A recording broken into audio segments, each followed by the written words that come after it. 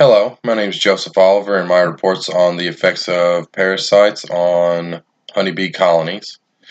My audience is going to be beekeepers or bee enthusiasts that have completed a bee school.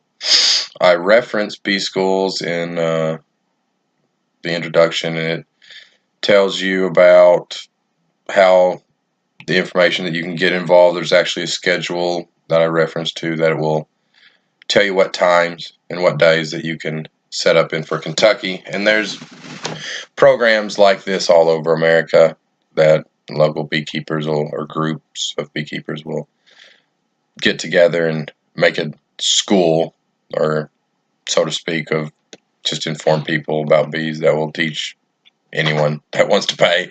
It is it's a little fee, but it ain't a whole lot of money. The purpose of my article is to then inform these people about the effects of parasites on the honeybee colonies, but also how to identify them in your hives and how to prevent them, if hopefully, so you don't have to even bother with any of the other. But also we have how to combat them, which is going to be telling you about the treatments that if you do have an infestation, that how you can hopefully get in front of it by different kinds of treatments. There's oxalic acid, which is where you take a powderized acid and put it onto a heat iron, and like an iron, pretty much, it gets hot, it'll vaporize it, put it into a gas, and you can stick that up into the hive, and then it will treat like that. I actually referenced that, and some pictures I took of we were actually treating hives at my home that we actually own a bunch of beehives. The background is on the problem is like where I found that it's kind of a recent thing that's happened in the last 20 years, and it's gotten to where people have heard about Save the Bees, and you hear about it a lot. So I think that even the people that, of course, people that I'm trying to, just the audience, will have interest in this because they want to, make some money or prevent the loss of their hive for whatever reason. But also, more and more people are getting involved and interested in that kind, into this saving the bees and preventing collapse of colonies, however that is. I mean, it's not just parasites. There's fungal infections and all kinds of diseases that they also have. I've actually completed the introduction for the most part. I may do a little bit of this. I'm actually going to add a summary, like a pre-summary or an abstract. I'm going to add a table of contents.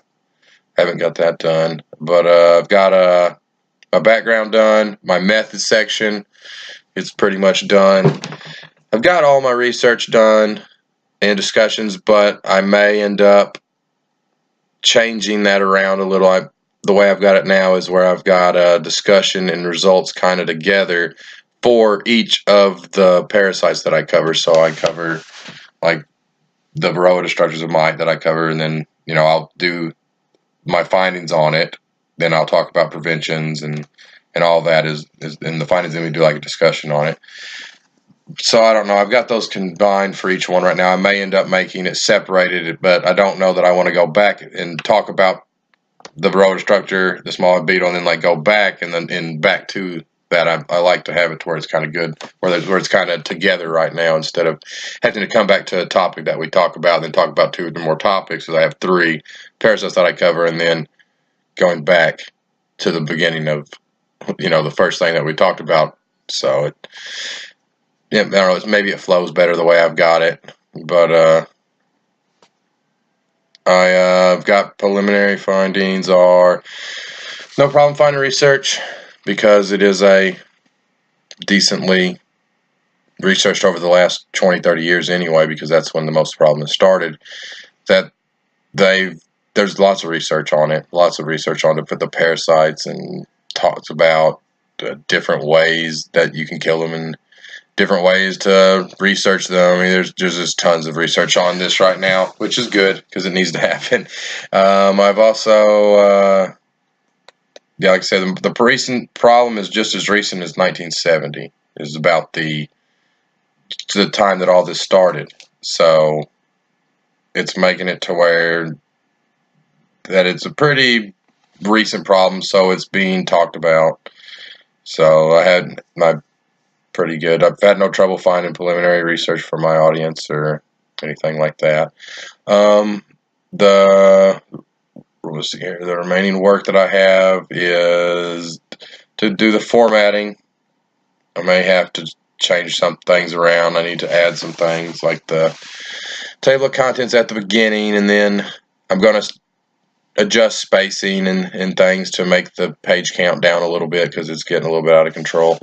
And possibly I'm going to finish some of my thoughts on the conclusion that I need to really finalize and make sure that I get exactly what I want to say on the conclusion. That was the last thing. I got it pretty good, but I need to make sure that I really finish off well at the end there. I've taken advice from the professor who told me a lot about when I talked about my audience, but I didn't really reference or do any kind of research on the audience. And now I've done research on them and know exactly who they are. I've started off wanting to talk to like everybody, the whole general public, but then whenever I started trying to do it, I was like, there's no way.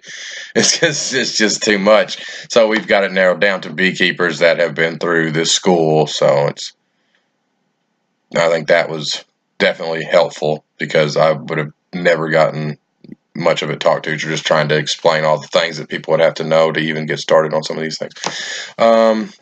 Cole did my paper. Cole suggested that I would add a table of contents because right now the page counts at like 16, I think, or 17.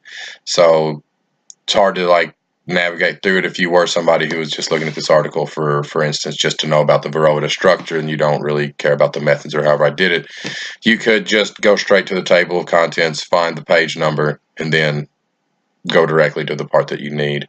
And then April, when she redid my paper, she said that if I could do less spacing, because I have a double space right now, if I could probably do single space or something to make the page count a little lower because it's intimidating to look at it and think you got to read that much. And also I need to put some labels on my illustrations. Like I've got where it's referenced of where I found them, but I haven't got exactly like what the picture is and stuff, so I need to do a little bit with labeling. And I believe that's all. Thank you for your time.